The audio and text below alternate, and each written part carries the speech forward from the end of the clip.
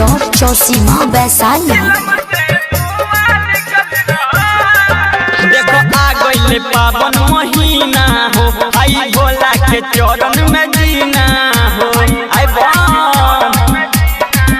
देखो आ गइले पावन महीना हो, आई भोला के चरण में जीना हो। सब बोल बम बोले खूबे हाथ गाजा मले, सब बोल बम बोले खूबे हाथ गाजा मले। सब बम खूबे हिट चल रहा है। अरे चलेगा काहे नहीं, महाकाल का भक्त जो है। अच्छा ये भाई और काका चल रहा है। सावन भर डीजे बज रहा है, किलम से धुआं निकल रहा है। कि खूबे गाजा पी रहा है, किलम से धुआं निकल रहा है।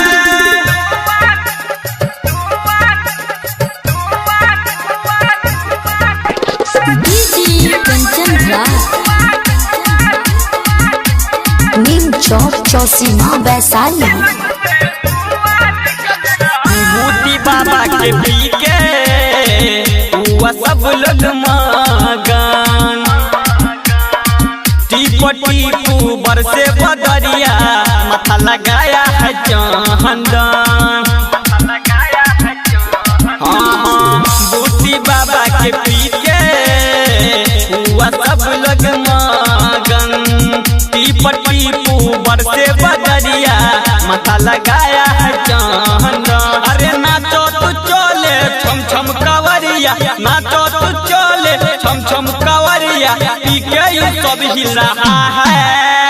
अरे मौसम सावन का न है तो कमर तो हिलना ही है। अच्छा डीजे कहे बंद हुआ। सावन भर डीजे बज रहा है, चिलम से धुआं निकल रहा है। कि खूबे गाजा पी रहा है, चिलम से धुआं निकल रहा है।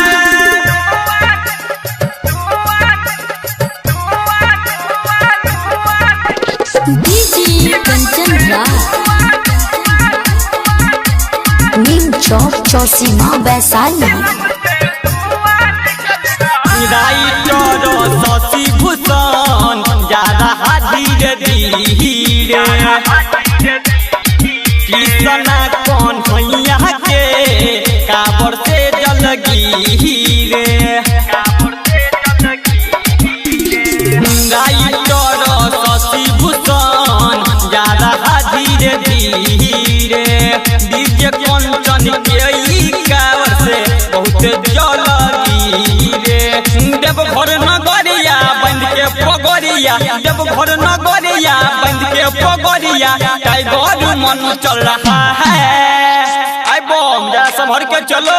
आई का है ना कि कहीं पैर फिसल जाता। अच्छा और काका चल रहा है। सावन भर डीजे बज रहा है, चिलम से धुआं निकल रहा है।